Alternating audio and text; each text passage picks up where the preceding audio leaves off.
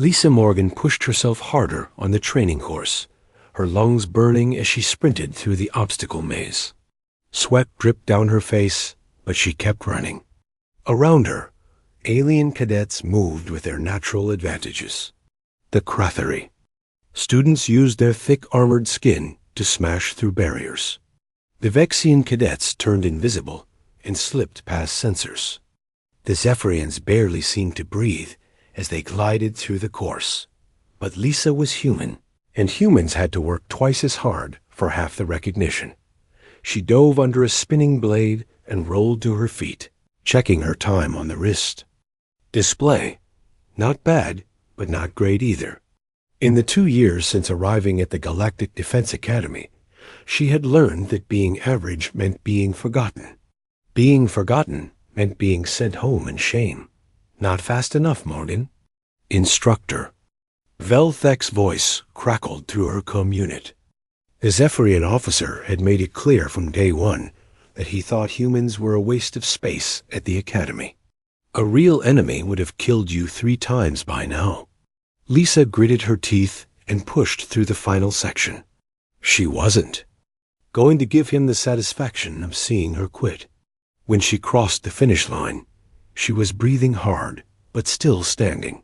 That had to count for something. Danny Cooper was waiting for her at the end, grinning his usual wide smile.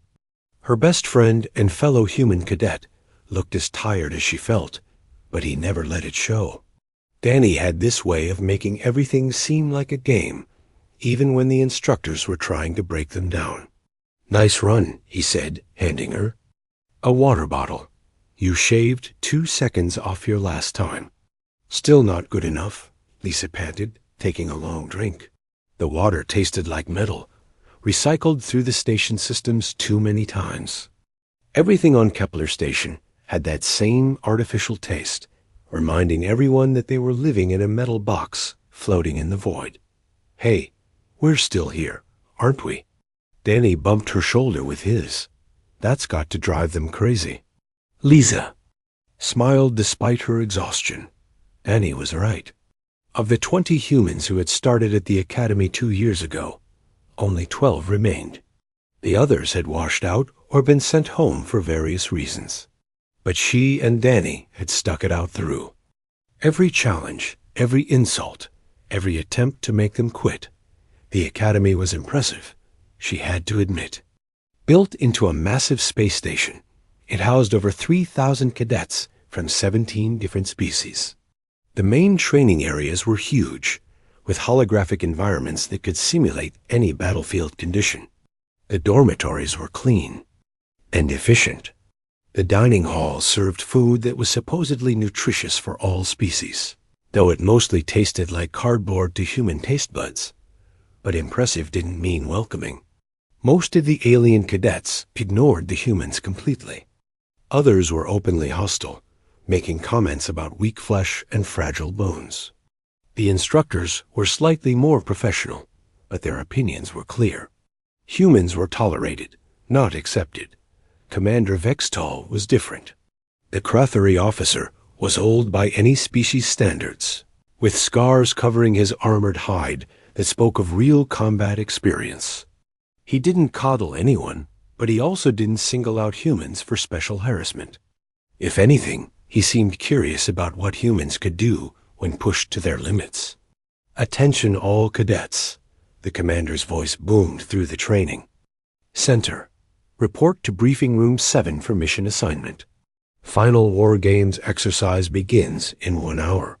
Lisa and Danny exchanged glances. The final exercise was the big test, the one that would determine their class rankings and future assignments. Everything they had worked for came down to the next few hours. They made their way through the station's corridors, joining the stream of cadets heading to the briefing room. The Crathery students walked in formation, their heavy footsteps echoing off the metal walls. The Vexians moved in small groups, occasionally flickering in and out of visibility just to show off. The Zephyrians glided silently, their pale blue skin giving them an ethereal appearance. And then there were the humans, 12 individuals who had somehow earned their place among the galaxy's future military leaders. The briefing room was packed, with cadets arranged by species in rough groups. Commander Vextal stood at the front, his massive form dwarfing the holographic display behind him. When he spoke, his voice carried the authority of someone who had survived dozens of real battles. Today's exercise is a hostage rescue scenario. He began, activating the display. A three-dimensional image of a derelict freighter appeared, rotating slowly to show all angles. The target vessel is the merchant ship Wanderer, reportedly seized by pirates 3 days ago. Intelligence suggests 12 civilian hostages are being held in the central cargo bay. Lisa studied the ship's layout, memorizing the corridors and access points. The Wanderer was an old design, with thick hull plating and redundant systems. It would be tough to breach, but not impossible. You will be divided into 6 teams of mixed species composition, the commander continued. Each team will approach the target from a different vector. The first team to successfully extract the hostages wins. The last team gets extra duty for the next month. Several cadets groaned at that announcement. Extra duty meant scrubbing the station's waste recycling systems, a job that was both disgusting and pointless. Team assignments flashed on the display. Lisa felt her heart sink as she saw her name grouped with 5 alien cadets she barely knew. Danny was on a different team, assigned to approach from the opposite side of the ship. They had been separated, probably intentionally. All weapons are set to training mode, Commander Vextal announced. They will deliver a harmless energy pulse that will trigger your suit's simulation systems. If you are hit, you are dead and out of the exercise. If you break mission parameters, you are disqualified. Questions? Cadet Zendar raised his hand. The Vexian was tall and thin, with the pale skin and large eyes typical of his species. Lisa had noticed him before, mainly because he seemed to go out of his way to avoid contact with human cadets. Sir, what if the human cadets slow down their teams? He asked. Their physical limitations could compromise the mission. The question was clearly meant as an insult, and Lisa felt her face flush with anger. Several other cadets chuckled, and she saw Danny's hands clench into fists across the room. Commander Vextal's scarred face remained expressionless. Each cadet has earned their place here through demonstrated competence.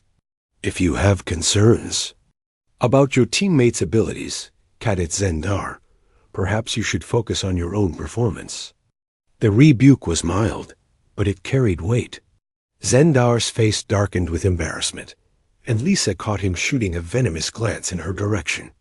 Teams have 30 minutes to plan and equip, the commander continued.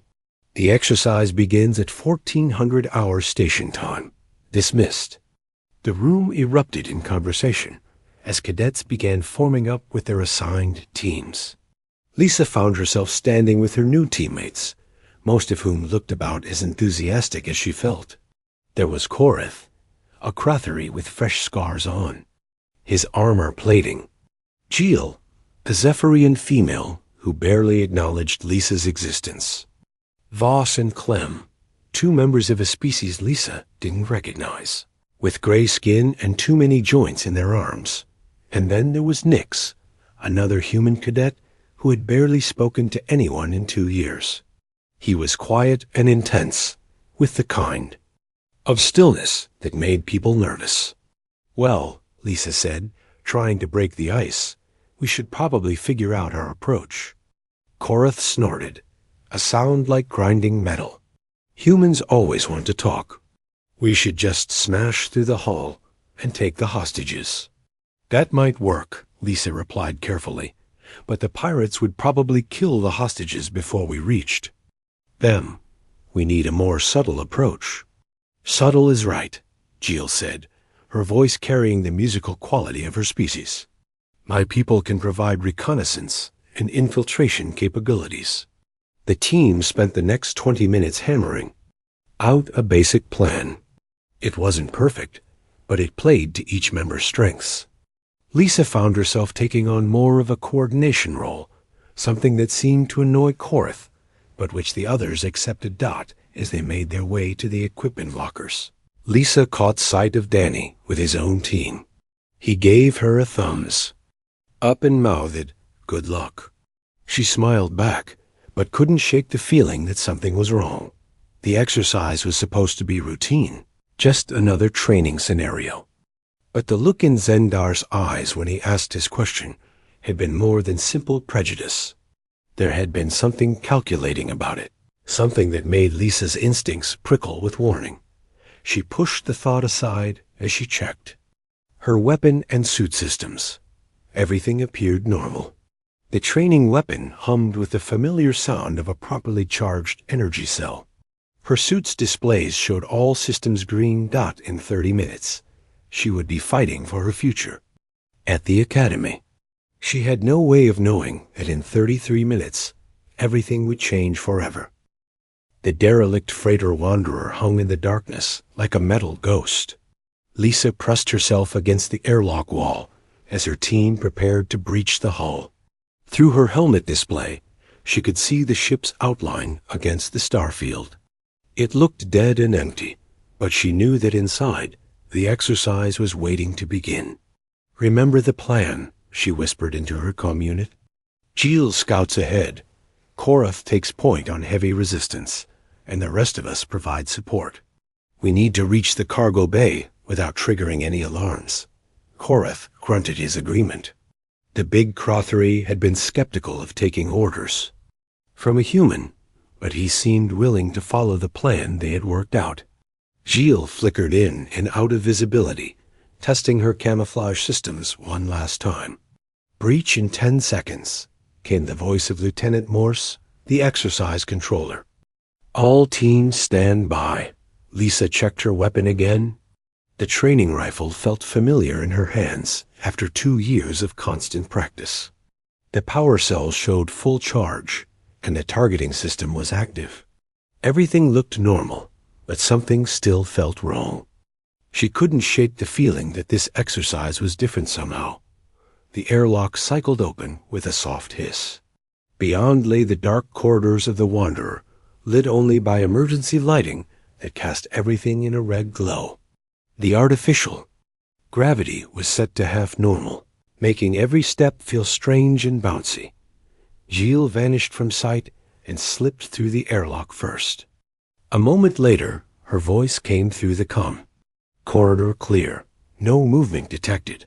The team moved into the ship in single file. Lisa's boots made soft sounds on the metal deck plates, and she found herself holding her breath without meaning. 2. The Wanderer felt like a real derelict, complete with the smell of recycled air and the distant hum of failing systems.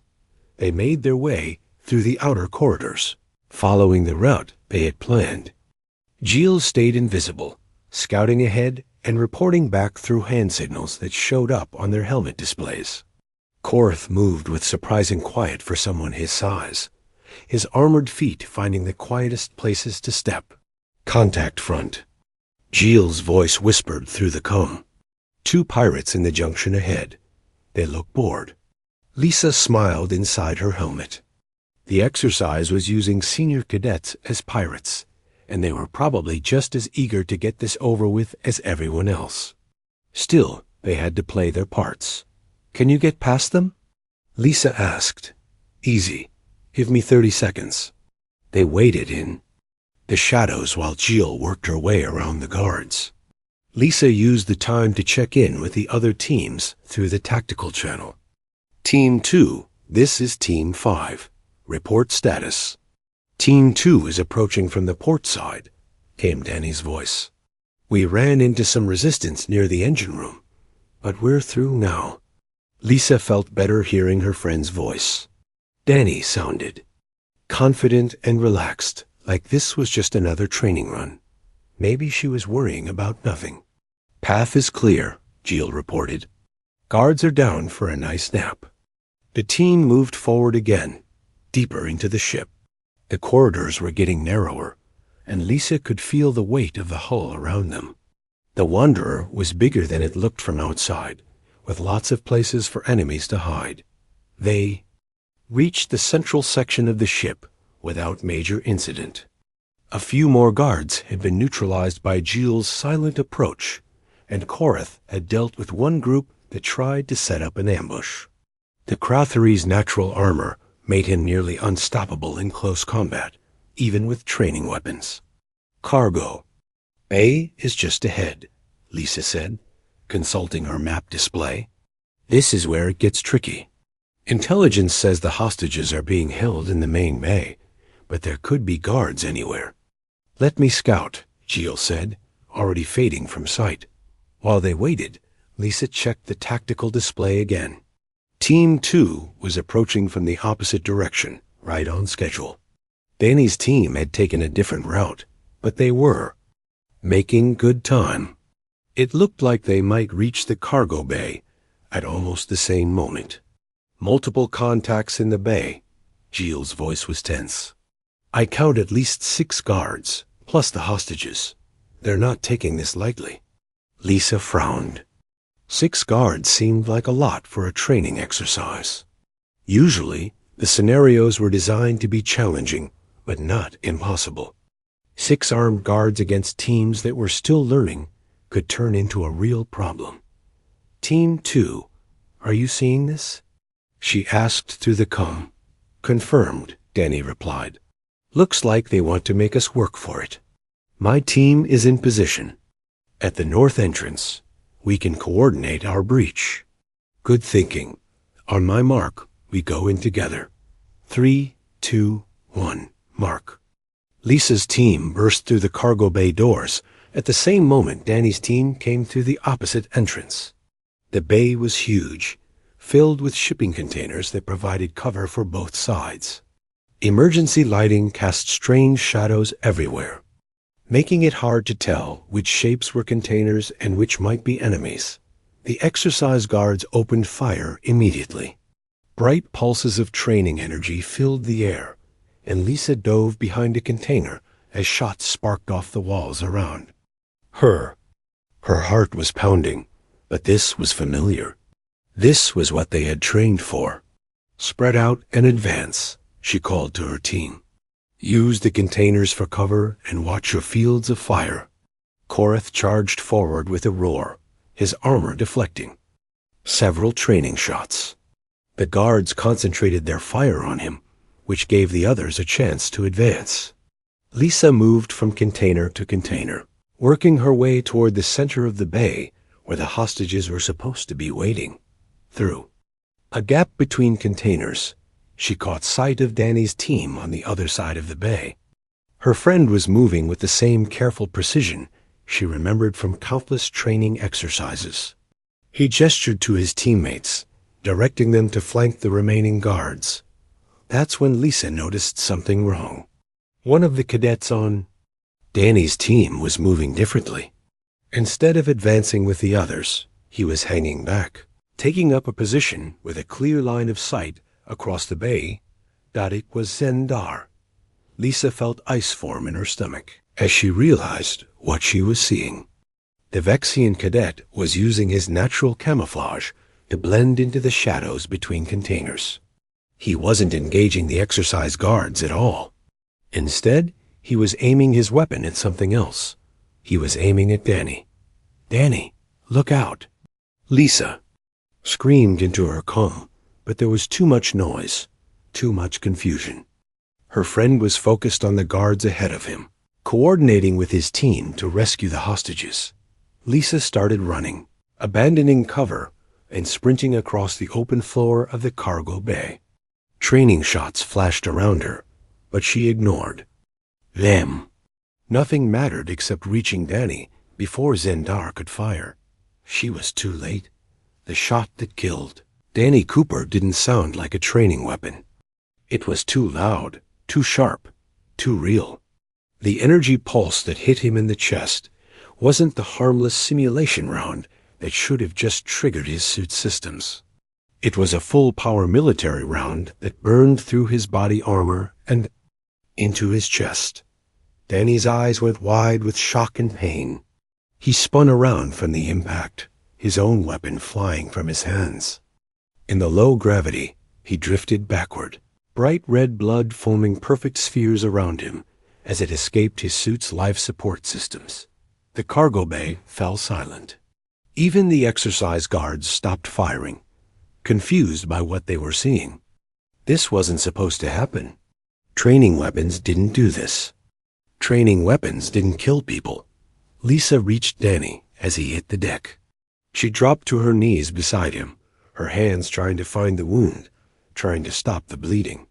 But there was too much damage. The shot had torn through his chest, destroying organs and blood vessels that no field medic could repair. "Danny," she whispered, pulling off her helmet so she could see his face clearly. "Danny, stay with me." His eyes found hers, and for a moment, the old Danny was there. The friend who had made jokes during the worst training sessions. The person who had never let her give up when everything seemed impossible. "Lisa," he said, blood frothing from his lips. "Something's wrong. The weapons, they're not." He couldn't finish the sentence. His breathing was getting weaker, more labored. Lisa could see the life leaving his eyes, and there was nothing she could do to stop it. Around them, other cadets were starting to realize what had happened. Someone was shouting for medical assistance. Others were calling for the exercise controllers. But Lisa barely heard them. Her world had narrowed to Danny's face and the growing pool of blood beneath him. "Why?" she asked, though she already knew the answer. Through her tactical display, she could see Zendar's position, could see him trying to fade back into the shadows like nothing had happened. Danny's hand found hers and squeezed weakly. You always were the strong one." Those were his last words. Danny Cooper, human cadet of the Galactic Defense Academy, died on the deck of a faked pirate ship during a training exercise that was supposed to keep everyone safe.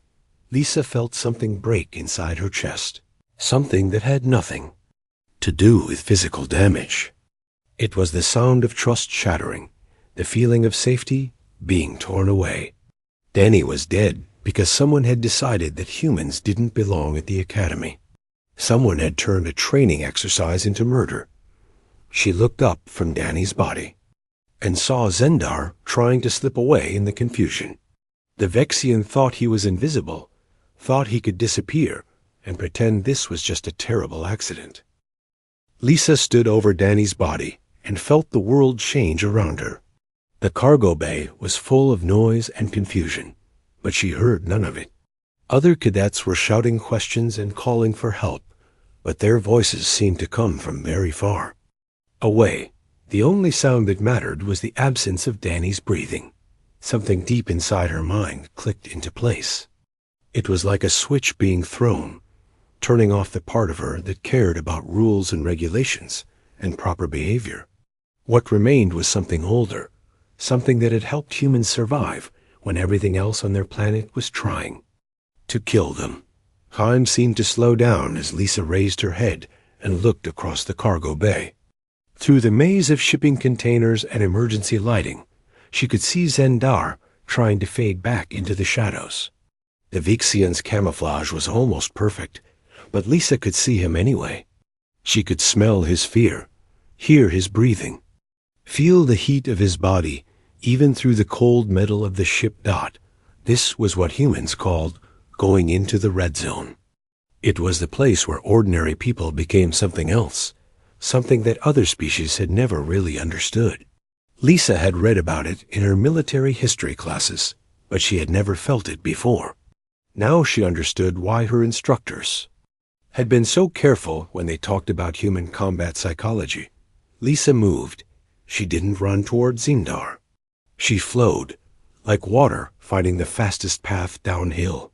Her feet found the quietest places on the deck, and her body moved between containers with a grace that had nothing to do with her training. This was instinct, pure and simple. This was what happened when you cornered a predator. The first cadet who tried to stop her was Velthan, a Crathary from Danny's team. He was big and strong, and covered in natural armor that could stop most. Weapons, but he was also slow, and Lisa was no longer moving like a normal person. She ducked under his reaching arms and hit him in the throat with the edge of her hand. It was a strike that should have been impossible against a Crathuri, but Lisa found the one soft spot in his armor plating. Valthun made a choking sound and collapsed, unconscious before he hit the deck. Lisa kept moving. Behind her, she could hear voices getting louder, more panicked. Someone was screaming for security. Someone else was trying to call Commander Vextel, but none of that mattered. The only thing that mattered was reaching Zendar before he could escape, a Zephyrian. Cadet named Sithral tried to block her path. His species was known for their speed and agility, and he moved faster than most humans could even see. But Lisa saw him coming along before he reached her. She stepped aside at the last second and used his own momentum against him, sending him crashing into a container wall. The artificial gravity chose that moment to fail, just as it was programmed to do during the exercise.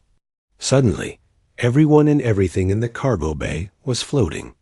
The other cadets struggled to adapt, grabbing onto whatever they could find for stability. Lisa pushed off from the deck and flew through the air like she had been born in zero gravity. She used the containers as stepping stones, ricocheting from one to another at angles that should have been impossible. Danny's blood, still wet on her uniform, formed tiny droplets that followed her through the air like a red constellation. Zendar finally realized he was being hunted. The Vexian turned and fired his weapon at Lisa, but she was no longer where his training said she should be. Humans in the red zone didn't follow predictable patterns. They became something else entirely, something that didn't fit into any tactical manual. Lisa twisted in midair, letting the shot pass harmlessly by her head. She could feel the heat of the energy pulse as it went past, but it might as well have been fired from another planet. She was focused on one thing and one thing only. Another. Cadet tried to intervene. This one was Korth, a member of a species Lisa didn't recognize. He had 4 arms and skin like tree bark, and he moved with the deliberate strength of someone who had never lost a fight. But he had never fought a human in the red zone before. Lisa hit him with both feet, using the zero gravity to multiply. Her impact. She bounced off his chest and grabbed one of his arms, using it as a lever to spin him around and slam him into another container.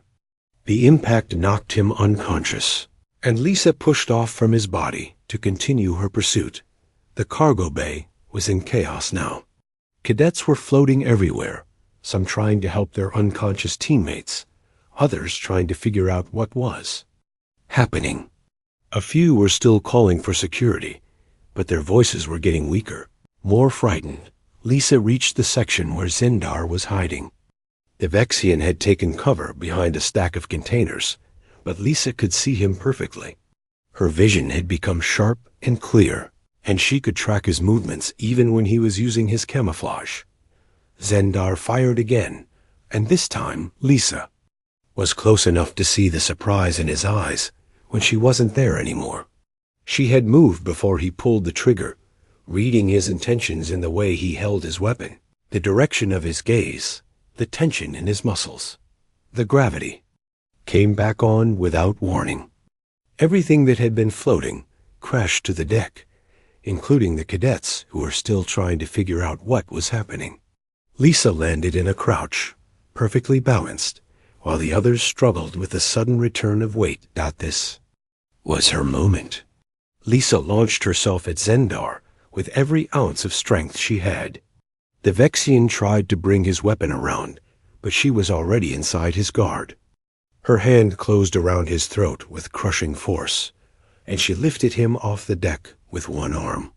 "You killed him," she said, her voice carrying an edge that made several nearby cadets back away in fear.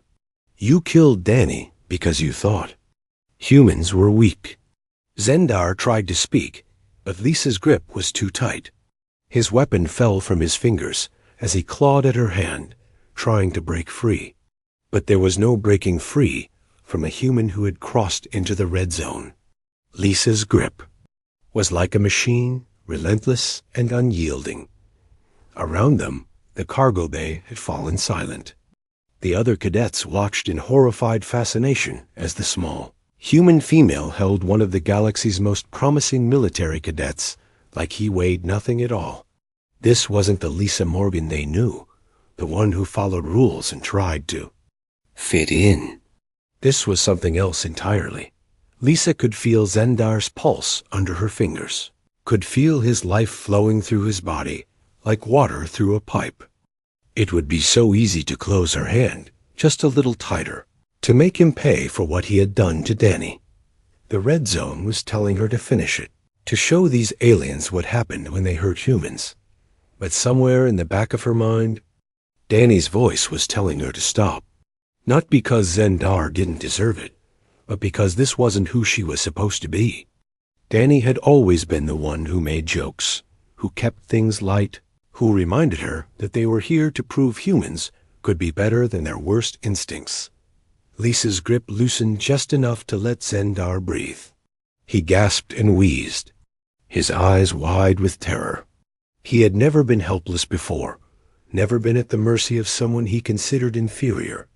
Now he was learning what it felt like to be prey. "Sir, I need to report a training accident," Lisa said, her voice carrying perfect military discipline, even though she was covered in blood and holding an unconscious cadet. Cadet Cooper has been killed by sabotage equipment, and the perpetrator has been neutralized. Commander Vextal stood in the doorway of the cargo bay, flanked by security officers. The Kratheri commander's scarred face showed no emotion, but Lisa could see something new in his eyes. It might have been respect, or it might have been fear. Maybe both. Behind the commander, more officers were arriving, drawn by the reports of violence during what should have been a routine exercise. They found a scene that would be talked about in military academies for years to come. In the center of the cargo bay, surrounded by unconscious alien cadets who had been considered some of the most promising warriors in the galaxy, stood one small human female. She was covered in her friend's blood, holding the weapon that had killed him in one hand and his killer in the other. And in her eyes was something that made even the commander take a step back. It was the look of a predator that had tasted blood. And found it to her liking. Lisa looked down at Zendar, who was still gasping for air in her grip. 23 seconds, she said quietly. "That's how long it took me to reach you after you killed my friend. 23 seconds for you to learn that humans aren't weak." She released him, and he collapsed to the deck like a broken doll. Around them, the cargo bay was filled with the sound of approaching security teams and medical personnel. But Lisa didn't move. She stood over Danny's body like a guardian, ready to defend him even in death. The red zone was fading now, leaving her feeling empty and cold. But the message had been sent, and everyone in the cargo bay had received it loud and clear. Humans weren't the weakest species in the galaxy. They might just be the most dangerous. The medical team arrived first, their equipment floating through the cargo bay doorway in neat formation. Dr. Yelenara, the station's chief medical officer, was a Zephyrian with decades of experience treating combat injuries. But when she saw Danny's body, she stopped moving and just stared. "This wasn't a training accident," she said quietly, running her scanner over the wound. "This is a military-grade energy discharge. Full power meant to kill." Lisa stood beside Danny's body, still covered in his blood, still holding Zendar's weapon. She hadn't moved since Commander Vextal arrived. The other cadets gave her a wide circle, afraid to get too close to the human who had just shown them what their species was really capable of. "Cadet Morgan," Commander Vextal said carefully, "please put down the weapon." Lisa looked at the training rifle in her hand. It felt heavier than it should, like the weight of what had happened was somehow concentrated in the metal and plastic. She set it down gently beside Danny's body, then stepped back with her hands at her sides. "Thank you," the commander said. "Now, can you tell me exactly what happened here?" Cadet Sindar modified his weapon to fire live rounds, Lisa said, her voice flat and emotionless. "He used the exercise as cover to murder Cadet Cooper. I stopped him." Around the cargo bay, security officers were checking on the unconscious. Cadets. Gelthun was starting to wake up, holding his throat and making confused sounds. Sithrol was still out cold, floating near the container where Lisa had thrown him. Korth was breathing but unresponsive, his forearms spread out like he was trying to swim through the air.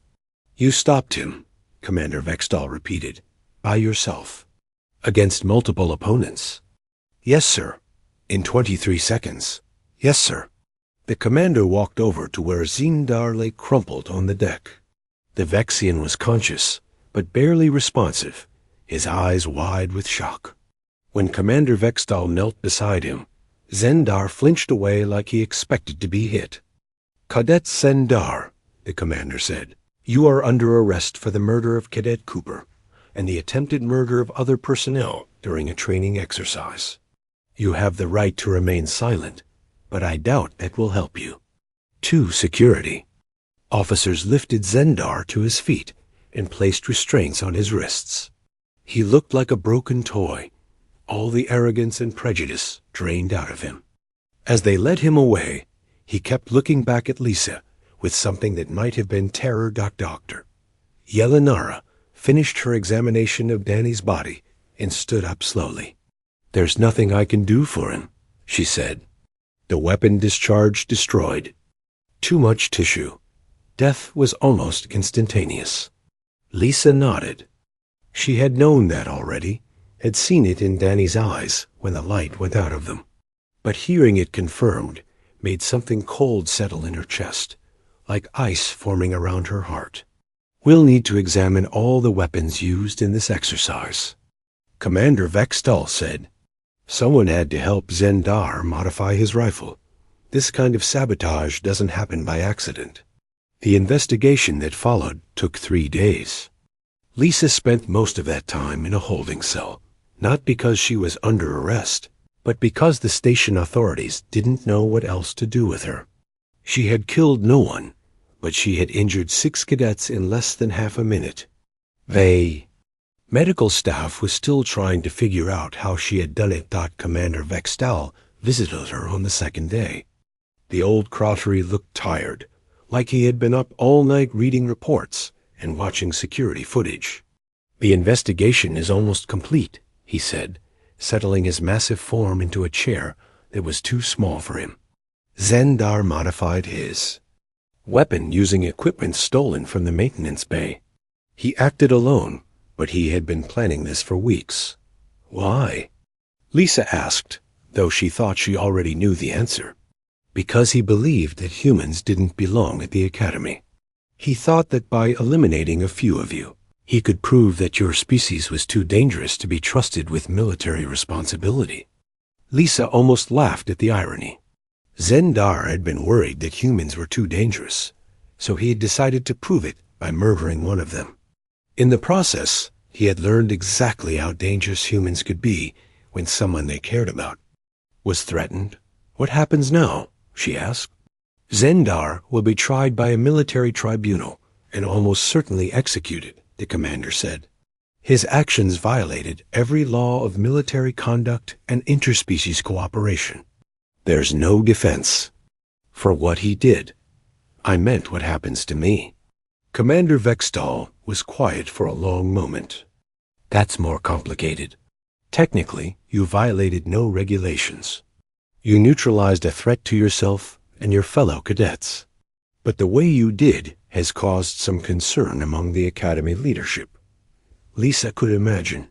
She had taken down 6 trained warriors in under half a minute, using nothing but her bare hands and the kind of violence that most civilized species had forgotten how to use. The footage of her rampage through the cargo bay was probably being studied by military analysts across the galaxy. "Are you going to expel me?" she asked. "No," the commander said firmly.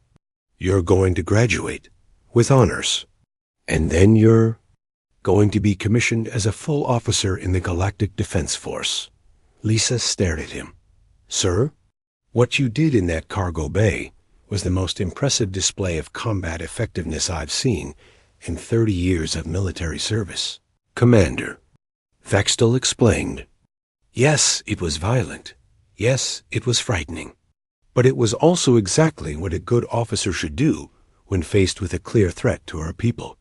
He leaned forward, his scarred face serious. "Lisa, the galaxy is a dangerous place. There are species out there that make the Krathri look peaceful. There are threats that we haven't even discovered yet. When those threats come, we're going to need officers who can respond with overwhelming force when diplomacy fails."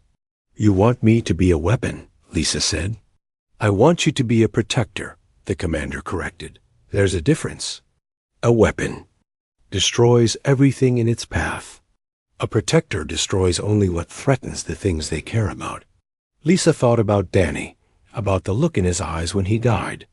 She thought about the red zone, about the feeling of losing control and becoming something else. She wasn't sure she wanted to be either a weapon or a protector. She just wanted her friend back. "The other cadets are afraid of me now," she said. "Good," Commander Vextal said bluntly. "Fear breeds respect. The cadets who graduate with you will remember what happened in that cargo bay. When they're serving alongside humans in the field, they'll think twice before dismissing your species as weak or irrelevant. And if I lose control again, then you'll be court-martialed and probably executed," the commander said matter-of-factly. "But I don't think that will happen. What I saw in that cargo bay wasn't a berserker rage. It was controlled violence, applied with surgical precision. You could have killed Zendar, but you didn't. You could have kept fighting until every cadet in that bay was dead, but you stopped when the threat was neutralized." Lisa wasn't sure she agreed with his assessment. The red zone had felt like losing control, not gaining it. But maybe that was the point. Maybe real control was knowing when to let the monster out and when to put it back in its cage. On the third day, she was released from holding and allowed to return to her regular duties. The other human cadets treated her differently now. There was respect in their eyes, but also something that might have been fear. They had seen what humans were capable of when pushed too far, and it had changed how they saw themselves. The alien. Cadets gave her even more space. In the corridors, they stepped aside when she approached. In the dining hall, conversations stopped when she entered. Some of them looked at her with curiosity, others with wariness. All of them looked at her with a new understanding of what humans really were. Danny's funeral was held in the station's main chapel, a multi-faith space designed to accommodate the religious needs of 17 different species.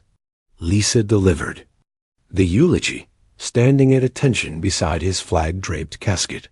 Her words were simple, but they carried weight that echoed through the assembled crowd. "Danny Cooper died because someone thought humans were weak," she said, her voice carrying clearly through the chapel. "He died believing that we belonged here, among the galaxy's defenders. I learned something different that day. We don't need to prove we belong. We need to prove we're willing to fight for what we believe in, no matter the cost." When the ceremony was over, Lisa walked back to her quarters alone. Tomorrow, she would graduate from the academy and receive her commission as a lieutenant in the Galactic Defense Force. She would be assigned to command the 1st All-Human Special Operations Unit, a group of soldiers trained to do the jobs that other species couldn't or wouldn't do. But tonight, she just missed her friend. Danny would have made jokes about the whole situation, would have found something funny in the fact that his death had changed how the galaxy saw humanity. He always could find the humor in the darkest situations. Lisa sat on her bunk and looked at the empty bed across the room, the one that would never be slept in again. The red zone was gone now, replaced by a cold emptiness that felt almost worse. But she could still feel it waiting, just beneath the surface, ready to emerge the next time someone threatened the things she cared about. The galaxy had learned an important lesson in that cargo bay. Humans weren't the weakest species among the stars. They might just be the most dangerous. 6 months later, Lieutenant Lisa Morgan stood on the bridge of the Starship Endeavour, watching as new human cadets arrived at the Galactic Defense Academy. The transport ship looked tiny against the massive bulk of Kepler Station, but Lisa knew that the young men and women aboard represented something new in galactic military doctrine. They walked differently than she and Danny had when they first arrived. These new cadets carried themselves with confidence, not the desperate need to prove themselves that had driven the earlier human students. Word of what happened in the cargo bay had spread throughout human space, and these cadets knew they were not just representing their own careers, but their entire species. "They look ready," said Major Kate Sullivan, Lisa's second-in-command. The older woman had been a career soldier before the Academy started accepting humans, and she brought 20 years of combat experience to their new unit. "They better be," Lisa replied. "The galaxy is watching everything we do now." The past 6 months had been a whirlwind of change. Lisa's graduation ceremony had been attended by military leaders from across the galaxy, all curious to see the human who had single-handedly redefined their species' reputation. Her commission as a lieutenant had come with an unusual assignment: create and command the first all-human special operations unit. The unit, officially designated as Human Special Forces Alpha, was tasked with missions that required the kind of controlled violence that other species found difficult to manage. When diplomacy failed and conventional tactics weren't enough, Lisa's team was called in to handle problems that needed a more direct approach. Their first mission had been a hostage rescue on a mining station in the Outer Rim. Pirates had taken control of the facility and were threatening to kill the workers unless their demands were met.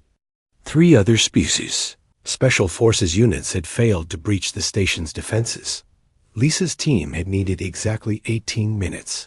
The pirates never saw them coming. Humans, it turned out, were very good at moving through hostile territory without being detected. They were even better at close-quarters combat when stealth wasn't an option. The hostages were rescued without a single casualty, and the pirates were captured alive for questioning. Word of that success had led to more missions, each one more challenging than the last. Lisa's team had shut down a slave trading operation, prevented a planetary genocide, and stopped 3 different terrorist attacks. Each mission reinforced the same lesson: when humans decided something needed to be done, it got done. But success came with a price. Lisa could feel the weight of command in every decision she made, every order she gave. Her team looked to her for leadership, and the galaxy looked to her team as an example of what humans could accomplish. The responsibility was crushing sometimes, especially when she remembered that it had all started with Danny's death. "Lieutenant," came a voice from the communications station. "Priority message from command. They want to speak with you immediately." Lisa nodded and walked to the secure comm unit at the back of the bridge. The holographic display flickered to life, showing the face of Admiral Chun, the highest-ranking human officer in the Galactic Defense Force. "Lieutenant Morgan," the Admiral said without preamble, "we have a situation. The hegemony is making moves in the Centauri sector, and Command wants your team to investigate." Lisa felt her stomach tighten. The hegemony was a collection of species that had refused to join the Galactic Defense Alliance, preferring instead to expand their territory through conquest and intimidation. They were well-armed, well-trained, and completely ruthless in their methods. "What kind of moves, sir?" Lisa asked. "Intelligence suggests they're building a forward base on Kepler 442b, an uninhabited world that happens to be rich in rare minerals. If they establish a foothold there, they'll be able to threaten 3 Alliance systems. And you want us to stop them. I want you to determine their intentions and capabilities, the Admiral corrected. If they're just conducting surveys, we leave them alone. If they're building military installations, you have authorization to take appropriate action.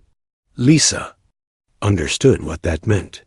Appropriate action, when applied to human Special Forces Alpha, usually involved explosions and body counts. The galaxy had learned to be very specific when giving orders to human units. Understood, sir. When do we deploy? Immediately. Your transport leaves in 2 hours. A hologram flickered off, leaving Lisa alone with her thoughts. Another mission. Another chance for humans to prove themselves in the galactic community. She wondered what Danny would think of how far they had come from their days as struggling cadets at the academy. 2 hours later, Lisa's team was aboard a fast courier ship heading for the Centauri sector.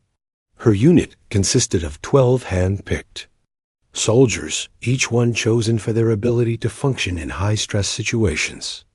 They were not the largest special forces unit in the galaxy, or the best equipped, but they had something that other species lacked: the willingness to do whatever was necessary to complete the mission. The journey to Kepler 442b took 3 days, during which Lisa reviewed intelligence reports and mission parameters. The planet was a dry, rocky world with a thin atmosphere and no native life. Perfect for mining operations, but a harsh environment for anyone who had to live there. When they arrived, it was immediately clear that the hegemony was doing more than just conducting surveys. Orbital scans revealed construction activity on a massive scale, with multiple landing sites and the beginnings of what looked like military fortifications. "They're not mining," reported Sergeant Brian Park, the team's intelligence specialist. "This is a full-scale military base under construction. Give them 6 months, and they'll have enough firepower to threaten the entire sector." Lisa studied the tactical display, noting the positions of guard posts and patrol routes. The hegemony had chosen their site well, with natural barriers protecting 3 sides of the construction zone. A conventional assault would be costly and probably unsuccessful, but humans didn't always use conventional tactics. "We go in tonight," Lisa decided. "Stealth approach. Plant charges on the main power generators and communication arrays. When those go down, we extract and let the explosions speak for themselves." The mission began at midnight, local time. Lisa's team inserted via drop pods, landing in the rocky hills several kilometers from the construction site. They moved through the darkness like ghosts, using natural cover and their own camouflage gear to avoid the hegemony patrols. The base was impressive, Lisa had to admit. The hegemony had brought in heavy construction equipment and military-grade prefab structures. In just a few weeks, they had created a facility that could support thousands of troops and dozens of combat vehicles. But they had made one critical mistake. They had underestimated human determination. Lisa's team split into 3 groups, each targeting a different section of the base. They moved with the precision that came from months of training and combat experience, placing their charges with surgical accuracy. The hegemony guards never knew they were there. The explosions lit up the night sky like artificial stars. Power generators overloaded and exploded in chains of secondary detonations. Communication towers collapsed in showers of sparks and twisted metal. Within minutes, the entire base was without power or communications, and fires were spreading. Through several key structures, Lisa's team extracted without a single casualty, leaving behind a message that the galaxy would understand. Humanity would not tolerate threats to Alliance territory. The political fallout was immediate. The hegemony accused the Alliance of unprovoked aggression, while Alliance diplomats pointed out that building military bases in neutral space was itself an act of aggression. In the end, the hegemony withdrew from Kepler 442b rather than risk Further confrontation with human special forces. Lisa returned to the Endeavor to find that her team's actions had once again made headlines across the galaxy. Human Special Forces Alpha was becoming legendary, spoken of in the same breath as the elite units of species with thousands of years of military tradition. But Lisa felt no satisfaction in their growing reputation. Each mission completed successfully was another step away from the idealistic cadet who had arrived at the academy with Danny Cooper. She was becoming something harder, more focused, more dangerous. It was what the galaxy needed from humanity, but sometimes she wondered if it was worth the cost. Standing on the observation deck, looking out at the stars, Lisa thought about Danny and the conversation they might have had about how far she had come. He would probably have made some joke about her being too serious, would have reminded her that they had started this journey to prove that humans belonged among the galaxy's protectors. Mission accomplished, she thought. A galaxy now knew exactly what humans are capable of when threatened or provoked. They had earned their place through blood and violence, proving that they were not weak or fragile or unsuited for military service. But in proving their strength, they had also revealed something else about humanity. When pushed too far, they became something that other species had nightmares about. Lisa carried that knowledge with her every day, along with the memory of 23 seconds in a cargo bay when everything changed. The galaxy was a safer place because of what Human Special Forces Alpha could do.